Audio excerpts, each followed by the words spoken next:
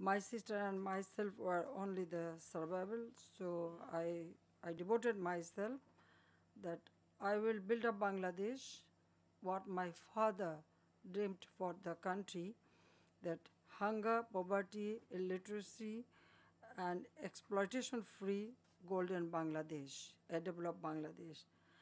This dream has been my government's inspiration all along. Returning home from exile in 1981, as I led the movement to restore democracy and people's right to vote and food, I was targeted time and again.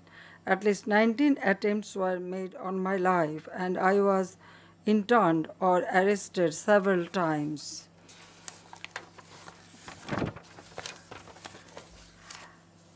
Distinguished audience, that was just to give you a very brief account of our struggle to make Bangladesh self-reliant. Following the term in office from 1996 to 2001, my party, Bangladesh Awami League, again assumed office in 2009.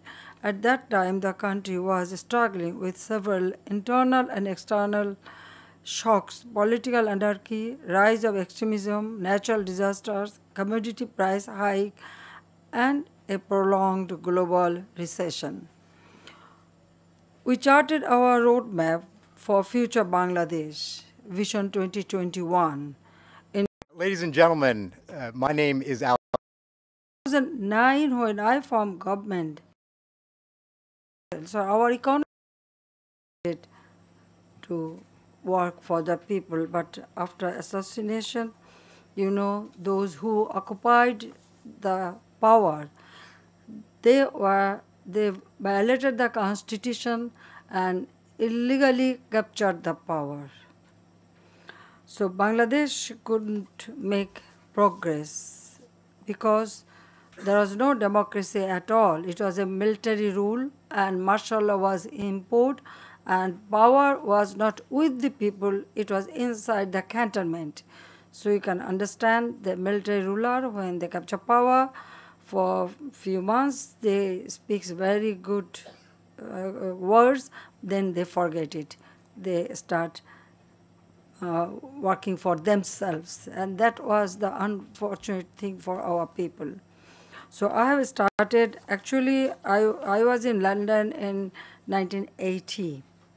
Since then, I started mobilizing the opinion to establish democracy and democratic system for the people.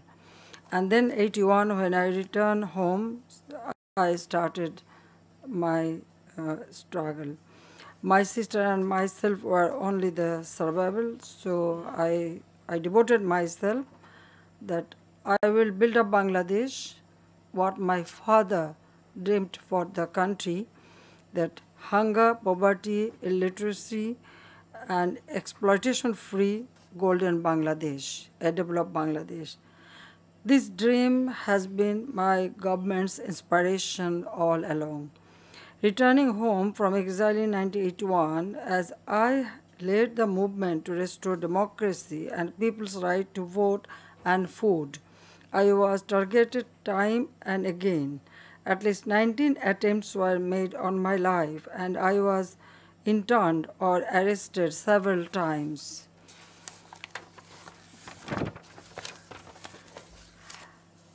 Distinguished audience, that was just to give you a very brief account of our struggle to make Bangladesh self-reliant. Following the term in office from 1996 to 2001, my party, Bangladesh Awami League, again assumed office in 2009. At that time, the country was struggling with several internal and external shocks, political anarchy, rise of extremism, natural disasters, commodity price hike, and a prolonged global recession. We charted our roadmap for future Bangladesh, Vision 2021, in our 2008 election manifesto. It foresees, among other things, that by 2021, the golden jubilee year of our independence, Bangladesh will become a middle-income account of our struggle to make Bangladesh long, medium, and short-term policies have been crafted to revitalize the economy. We formulated and implemented the sixth five-year plan that laid emphasis on boosting rural economy. Our government also channelized adequate fund for SME to create job opportunities in rural areas. Here I also mention one thing that 1996 when I formed government, I found that there was no such economic policy at all. Our party, Bangladesh Awami League, we have our different cell, economic cell, social cell, and political cell. So our economic cell was very active, and we had an economic plan and policy. I think Bangladesh is the only political party in Bangladesh Awami League is the only political party we have always prepare our economic policy if any time we go to power, what to do, how to implement it, and how to ensure that people should get benefit of it. So that's why we have started our work and we prepared long-term program that like 5 years plan. So fifth 5 years plan was adapted in 1996 to 2001. That time we prepared it and it was up to 2002, from 1997 to 2002 perhaps. That was 5 years plan.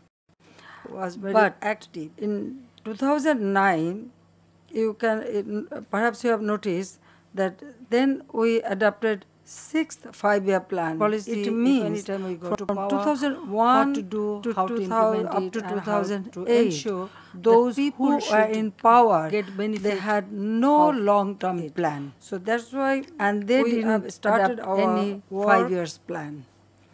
It was only ad hoc basis they used to run the country.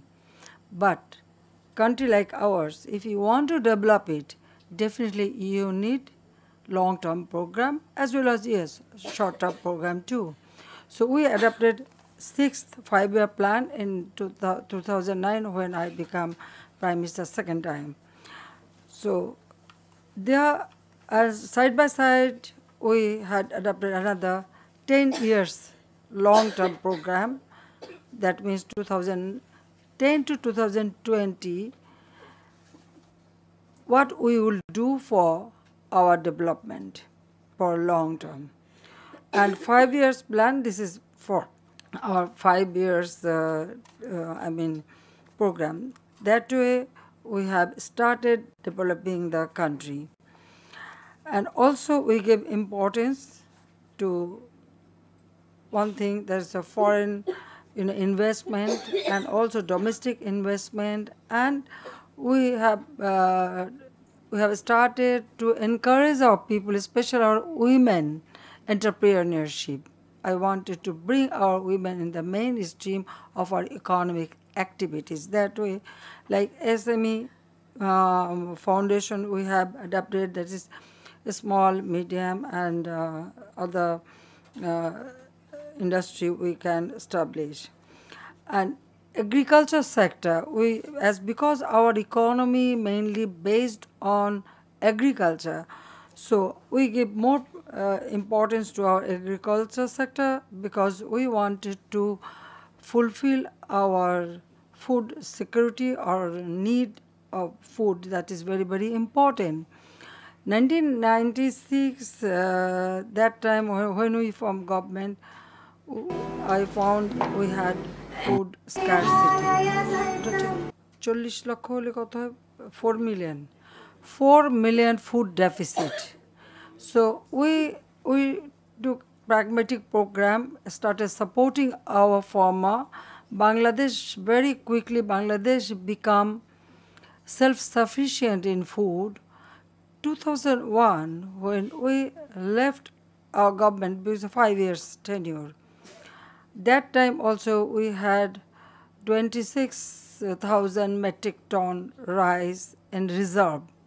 But 2009, when I formed government, again we found that Bangladesh become, food deficit country. That time it was 3 million metric ton food deficit.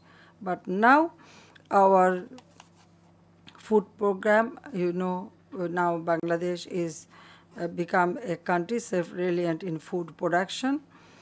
Our pragmatic and decisive policies paid dividends. We attained water can food grain, fish, poultry, and vegetables production. It is not only food side by side, we also need nutrition. So, one thing that we want to ensure that our people get their food side by side the nutrition. So that's why we also give more importance and fish, poultry, now Bangladesh in a fish, the sweet water fish, river fish, Bangladesh is almost self-sufficient. But poultry, vegetables production, everything now we can produce. On the fiscal front, focus was given on mobilization of domestic resources. Over 95% allocation of our national budget is made from domestic resources. Now we don't need to depend on other donation. We can do it ourselves. Our annual development project we can fulfill with our own resource, at least 90%, 95% we can do it.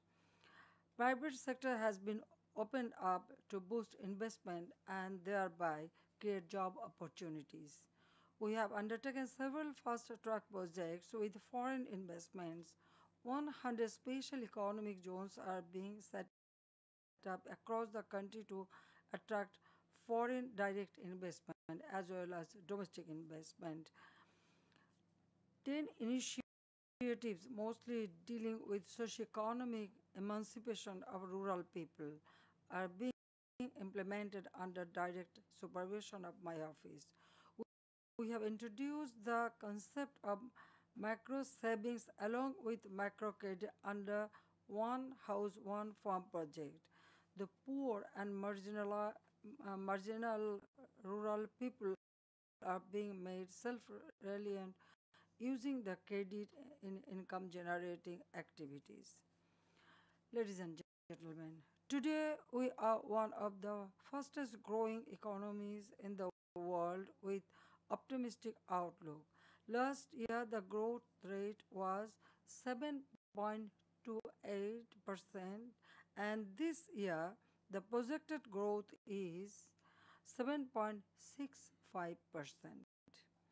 The GDP grew by 2.5 times to 250 billion US dollars in 2017 from 100 billion US dollar in 2009.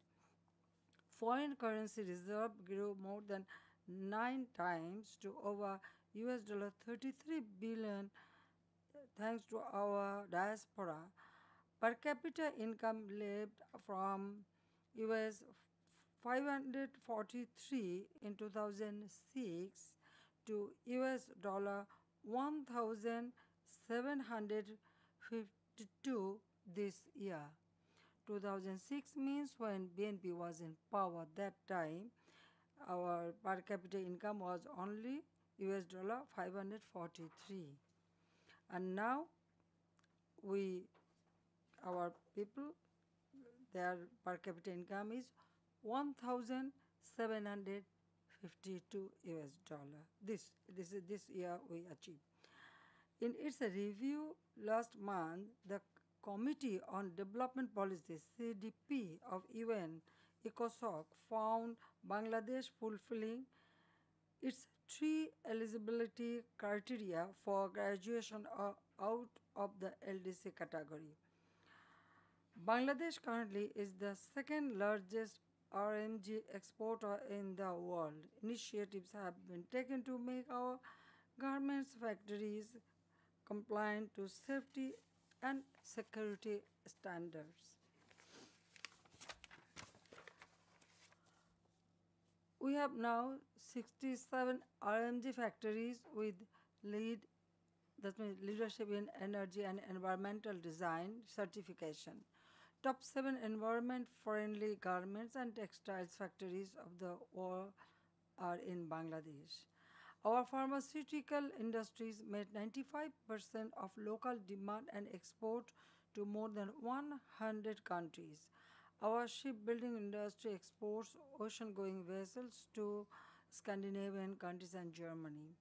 Alongside frozen food, leather products, smart devices, IT services, jute and jute goods, toys, and many other have the potential of claiming greater share in global trade and investment. Since 2009, export earning increased three times to 34.67 billion US dollar. During December 2008 election, we rolled out our digital Bangladesh concept. We now have 136 million mobile phone users and 73 million of them use mobile data. 13 high-tech parks are being set up to boost billion-dollar ICT industry. Bangladesh is also set to launch soon its first satellite Bangabandhu 1. We have set up about 6,000 digital and 8,500 e-post centers across the country to cater 200 different government services to people. More than 18,000 community clinics and union health centers are providing Medicare services to mainly rural women and children. Energy is crucial to achieve high growth. In 2009, we inherited power production capacity of around 3,200 megawatts. Here I have another story also. 1996, when I became Prime Minister first time, our power generation was only 1,600 megawatt. Then for the first time, I opened up it for the private sector, and we passed a law and took initiative, and we increased our power generation about 4,300 megawatt. But when we left in 2001, that time we had 4,300 megawatt.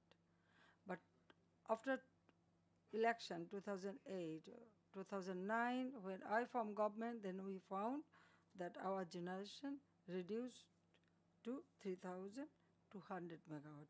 I don't understand that if there is any government, they should increase more, because we have a plan and projects, but those who were in power, they didn't implement it. But then we have to take initiative. Now the capacity is increased by more than 5 times to 16,000. The capacity is actually 16,600 megawatt. So you can compare from 1,600 to 16,000 that we achieve. As because Bangladesh Awami League is in power, that's why it has been improved. 90% of households have been brought under electricity coverage. Our plan is within 2021, 100% houses will be lighted.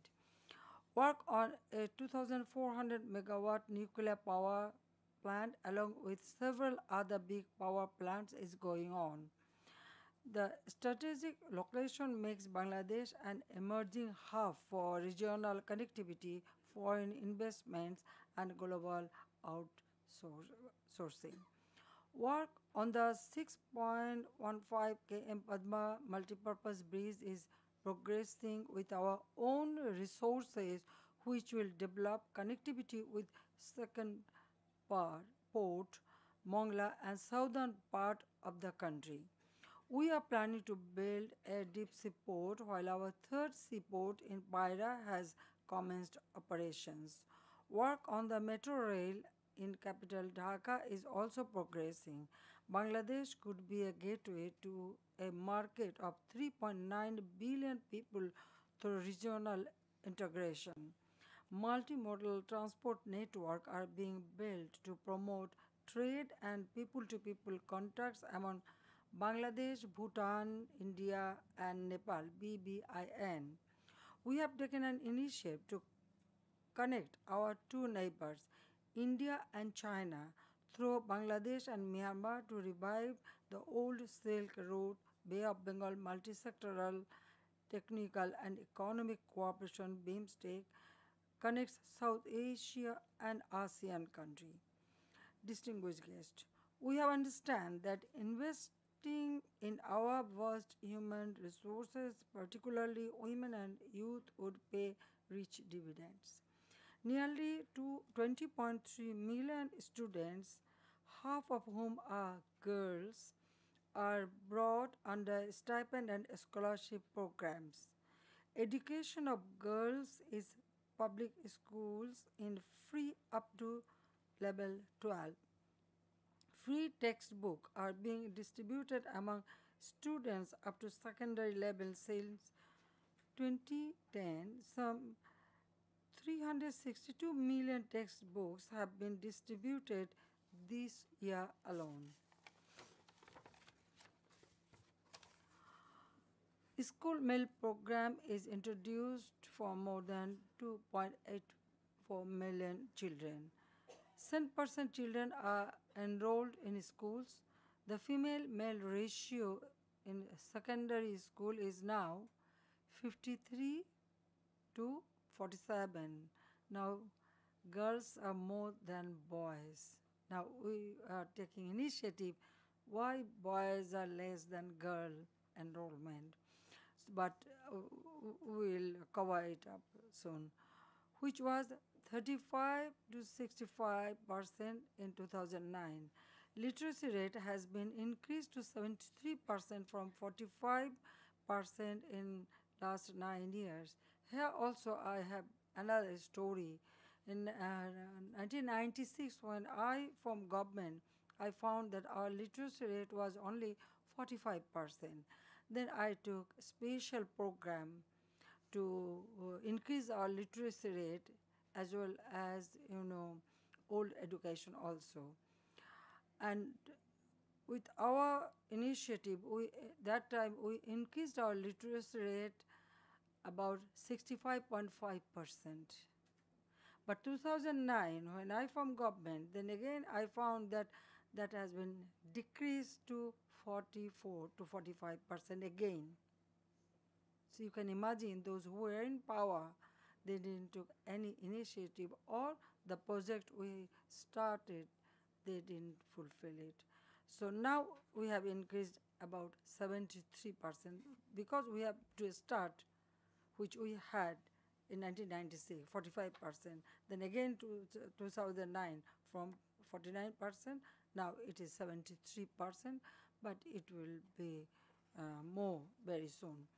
We are expanding vocational training facilities to equip our youth with future livelihood skills. Special emphasis has been given to unlock the potentials of physically challenged children and people. We are spending 2.3% of our GDP in 145 social safety nets programs. These programs, coupled with some pro-people policies, have brought down poverty from 41.5% in 2005 to 22% today. Women are our agents of change. We are providing special facilities to women entrepreneurs. They get collateral-free bank loan with only 5% service charge. They are entitled to 10% of the SME fund and 10% industrial plots. The 350 member Bangladesh Parliament has now 72 women MPs. 30% seats are reserved for women at local government bodies. Over 16,000 elected women are placing their voices at the local government bodies. Our foreign policy priority is to strengthen friendly relations particularly with neighbors, aimed at flourishing trade, investment, and development cooperation. Distinguished audience, our successes are not to suggest that there are no challenges. We face the challenge of climate change, although we are the least polluter. Rise in sea level will induce displacement of millions.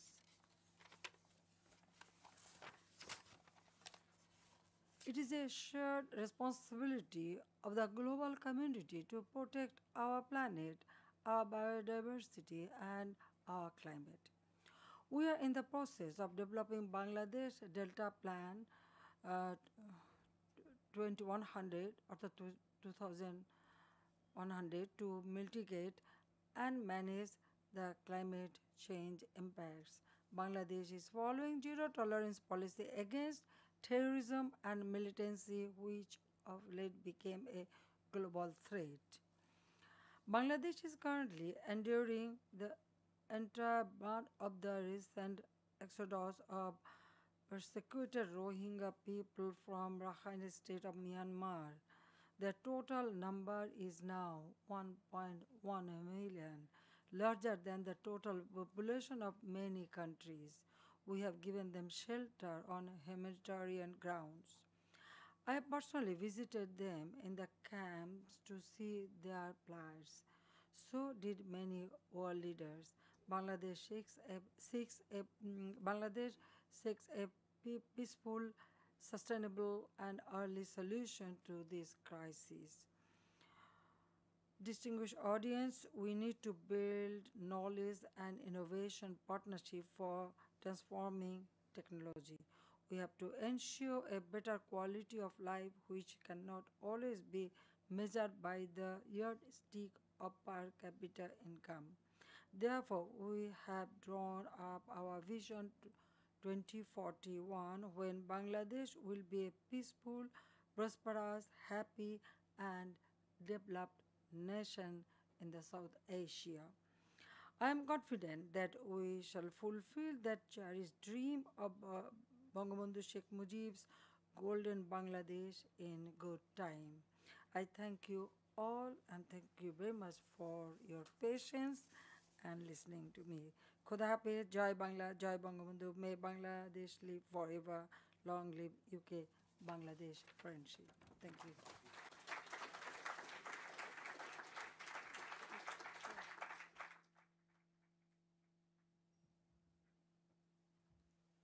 Thank you so much, Prime Minister. That was a wonderful tour de force. You covered a lot of different issues.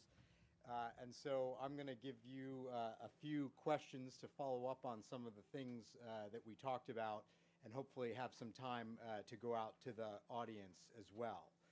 I want to talk about something that you touched on, but just to go a little bit deeper, looking at the future. You have by my reading, 2 million youth entering the job market every year. And that is amidst a time not only of transformation in your own country, but of global transformation, of how production is done and so on. What are your thoughts about how you're going to tackle the challenge of making sure that there is good and decent work for so many people who are coming into the workforce, even as your economy changes? Well, as I told you that already we have taken some steps to create job opportunity, and we are developing our country soon. But this youth force, they are our asset. We are giving them training. Our education policy, we give more importance to vocational training or technical training so that they can get job opportunity home and abroad. We are building ICT parks and also, as I mentioned, 100 special economic zone. There they will get job. And I open up every sector for private group. So private sector is very much vibrant now in our country. So people can get job opportunity very easily. Because you see, I feel that this young generation, they should not be frustrated. And now in Bangladesh, anybody, if they want to work, wish to work, they can do it. And also we are make arrangement. We have established a special bank. From that bank, any youth, they can take at least in our currency 2 lakh taka, that means without any collateral, and they can start a small business. That opportunity is there. Side by side, the private sector. Now, in television in our country in 1996, there was only one television. This is Bangladesh television, as government owned. I opened up for private sector. Now we have already 44 television. Out of that, perhaps 24 or 34 is running. It means the people are getting job opportunity. Then bank, we open up in the private sector, bank, the insurance company. Then uh, now we are producing electricity there. That also actually was totally government owned. So during my first tenure, I opened it up for the private sector. That's why if I could mention that it take long time. I mean every sector, government as well as the private sector, we open it up. And actually my aim is to create job opportunity for our youth. So you talked about how Bangladesh is nearing self-sufficiency, which is wonderful, uh, and that as your status changes, as your least developed country status changes, your relationship with countries, donors like the UK and others that have supported Bangladesh for many years will also change. Um, it would be great to hear what is your message to both the donor governments as well as external private sector about how you want them to invest in Bangladesh's future. Well, now you can't say donors. We don't beg money. We take loan or investment. So we call development partners. I like to change this word because I don't want to beg. I don't want to ask for money just like this. No. Actually, we take loan and we repay that. Now, always, I always try that we should earn ourselves. We have our land, our manpower, so we should, you know, we should be self-sufficient. And our annual budget, we increase about 4 to 5 times. And now our development budget, mostly 90% or 95%, we implement it with our own money. And also we encourage people, different country. Actually, all the friendly country, they are coming to invest in Bangladesh. Bangladesh at present now very much attractive to the foreign investors, and also the domestic investors. And also our now many Bengali, they are living abroad, they are also coming. They are coming, so we allow them to set up some private banks, and now they are also coming for investment. We're giving all the opportunity. So one of the things on about I'm not an economist. I studied in literature. one of the things about access to finance, let me bring this together with the discussion about climate and preparedness for climate change. The hard decisions that you have ahead about spending money to both develop the country and develop your energy, but also to protect the country against climate change, sometimes that requires a different type of finance. People often refer to this as climate finance to help make the investments for the future that are sometimes more difficult or more expensive. Do you feel like Bangladesh is getting enough access to those types of resources so that you can make the decisions that you want to make? Well, you see, after COP15 in Copenhagen, I was there and I was the core committee, the 25 members committee. After attending that, conference, then Samit, I realized that we have to do something for ourselves. We should not just wait for anybody's assistance, so that when time will come who will give us some opportunity and this and that. Then after coming back home, then I took initiative, and as because we are not amateurs, but the emission is there, but others are responsible for that, not Bangladesh. But Bangladesh can be affected because of this climate change. So already we allocated money. We set up a fund for mitigation and adaptation program. We also adopted our own program and we started implementing it. But now, yes, we receive very small amount from UK and some European country, but others only we receive the promises, but not practically we receive anything. But after the Paris conference and signing the agreement, I hope there is a good opportunity. But unfortunately, those who are very much eager for this climate change issue, like USA, suddenly, you see, well, I don't want to mention, they just back I up. think you already did, so it's okay. So I was in Paris recently because President invited me. Then we discussed this issue, what can be done.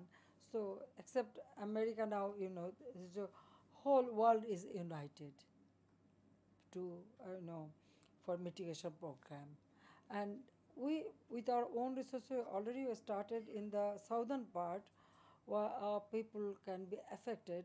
Now we have started building their houses so that it can cope with these natural calamities. They can live in a proper way, and we have started developing many others, and especially developing the green belt, plantation trees and everything, building embankment.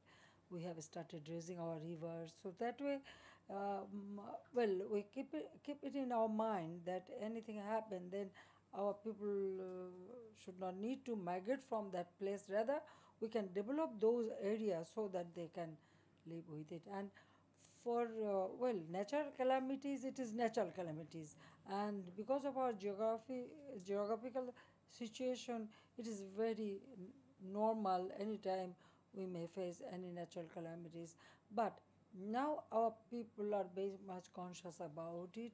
We trained our volunteers, about 45,000 volunteer we train, so that anytime any climate, like sometimes storm, sometimes tidal bore, sometimes anything happen, then flood.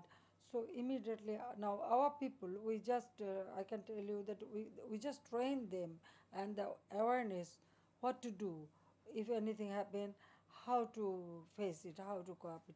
Now they know we are building multi-purpose cyclone shelter. Normal time it just been used for school or a hospital or office purpose, but during the natural calamities or any storm or any cyclone comes, we just bring all the people, give them shelter. Not only people, and also our cattle and all other pets, so that they can also get shelter. That way we are developing all those areas to face the calamity. Now Bangladesh people are very much expert in adapting this mitigation program. So it is going on, and it will Well, go. unfortunately, there are many places in the United States, like Louisiana, Florida, and Puerto Rico, that also share your problems. They So should have our people. maybe We you can can teach them maybe you how can to collaborate with them, even if the federal government's not. You talked a lot about politics in your speech, and obviously we have a number of people outside who are interested in talking about politics as well. 10 years ago, you were in jail, and today one of your chief political rivals is in jail. And I'm interested to know whether you think that Bangladesh's development in the future is hindered by the tumultuous nature of Bangladeshi politics. What is your vision for how these things become less of a front page issue and more of the regular course of politics? For us, economic development is our priority. We want to develop our people's economic and social condition, and all our program it is mainly based on the issue that in the rural level, or every development project, if you see, we started from rural area. We are working our job, but we know in Bangladesh, as you know, that you see, 1971 we liberated the country.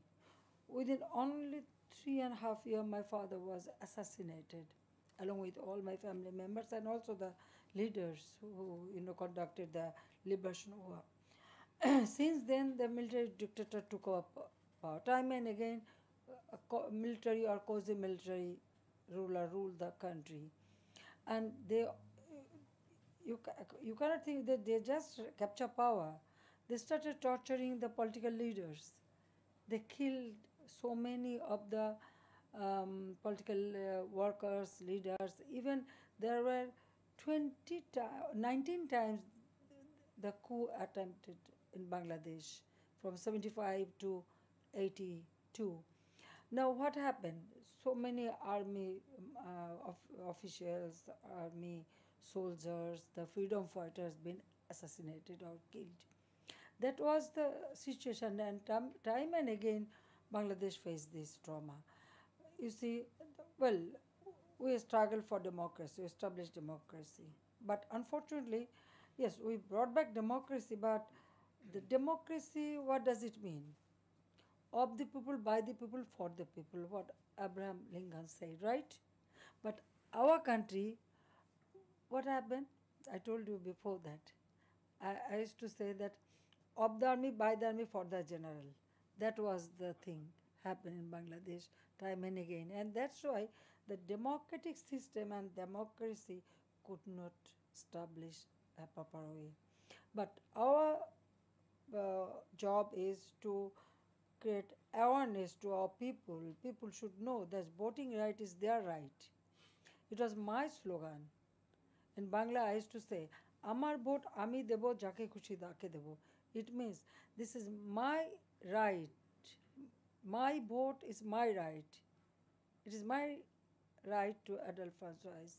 So to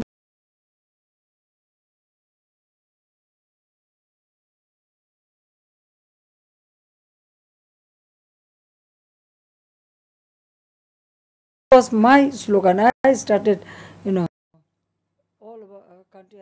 I travel and our people. But again, 2007, there was an emergency. Why? Because that time BNP was in power. They are not ready to give free fair election.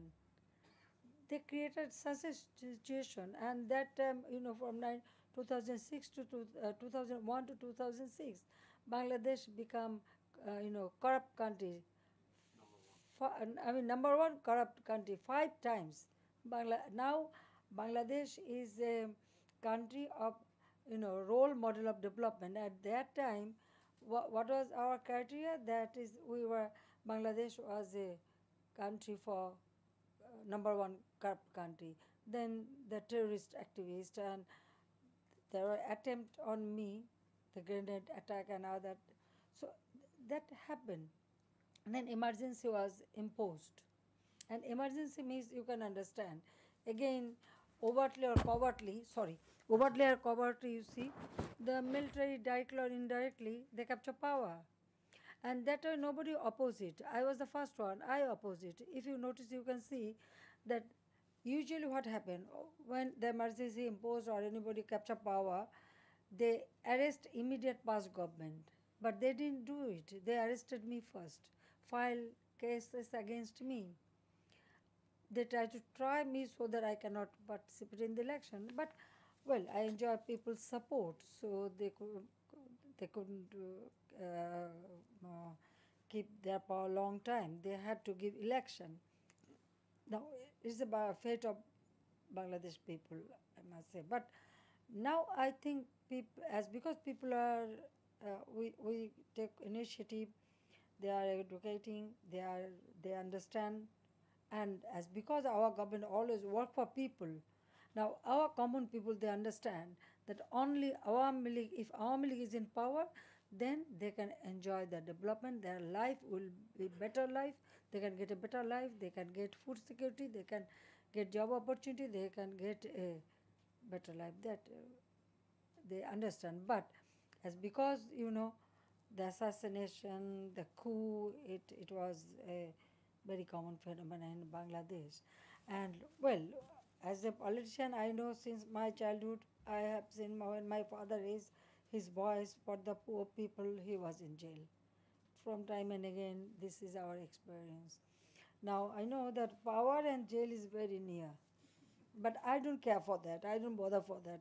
I say as long as I have power, I will work for my people, because I want to ensure our people.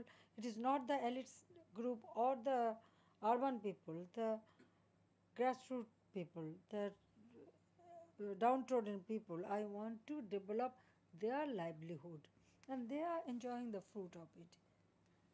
So we have a lot of questions online. We have a lot of people in the room. You have a prime minister to meet. So I'm going to go out and try to, if we can take a couple of more minutes.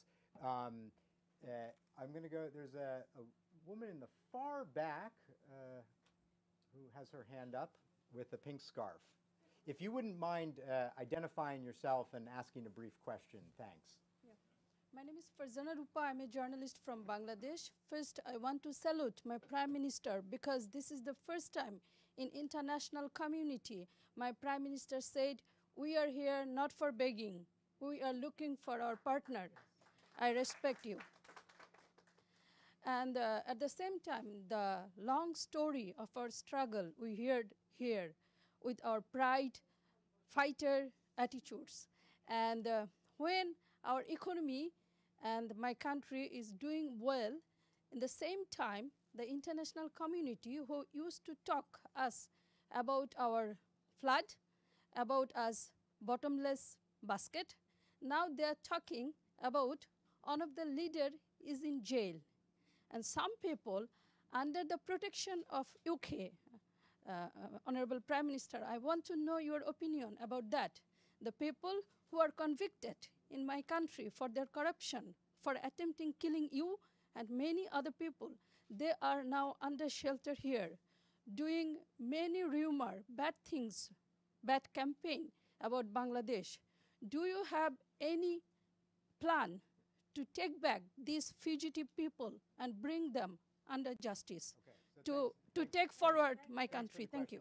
Thanks for the question. So let's go to that, but let me widen it slightly. So it's about people here in the UK, but I think it's important. UK is a free country. Yeah, I think it's, Anybody can take shelter or refuse. That's true, but the crime that person committed, and already he is convicted. And I don't understand how UK enjoy keeping a convicted person. So it is better you can ask this question to the UK people. But definitely, as because he is accused by court, well, our it is a judicial verdict. So definitely we are eager to take him back. Definitely, and he should face the court. But well, we are talking to it, talking to our British government about it, and definitely one day we will take him back. I want to make sure that we get in a question about the Rohingya crisis before you go. You mentioned the 1.1 million people. Is obviously an extraordinary thing. This is first and foremost, it's a political problem, right? These people are being forced out of their country and being told that they don't in fact belong to that country. So I want to ask you two questions. First of all, it's going to be very hard to move all of those people quickly anywhere. So what are the prospects for those people who are going to be there for some time? Do they have economic prospects in Bangladesh? How are you thinking about this so that they don't just spend their lives in camps not being productive? But also, how are you dealing with your neighbor? I mean, this is a political challenge, and surely your ability to deal with the government of Myanmar in dealing with this long-term challenge is critical. Well, you see, as we know very well what is the problem, and as because I told you that on a humanitarian ground we allow them to stay our country, and I thanks to the international community, everybody is supporting Bangladesh government and as well as the refugee, I mean the Myanmar people from Myanmar who take shelter in our country. But we have started discussion with Myanmar and we signed agreement with them. They are ready to take them back, but unfortunately they are not taking any initiative. That is the problem. But as because Myanmar is our just next door neighbor, our foreign policy is very clear friendship to all, malice to none. So, with friendly gesture, we are discussing with them. Recently, Myanmar minister visited Bangladesh. Our minister visited Bangladesh. Our foreign minister, he himself visited Myanmar. Then, our home minister visited Myanmar. And also, our foreign ministry, they took an initiative that all the neighboring country, like which Myanmar has border, 5 countries like China, India, Bangladesh, Thailand, and Laos. So with all of them, we discuss. Our foreign minister discussed with them to what to do. And now, when we discuss, Myanmar sure they are eager to take them back, but in practical they don't, and that's why we need more pressure on Myanmar. The international community should put more pressure on them so that they immediately take back their own people and also give their security and ensure their livelihood. Now we have make arrangements and also we are developing a place where they can live in a better way because here where they are living now the monsoon season is coming up.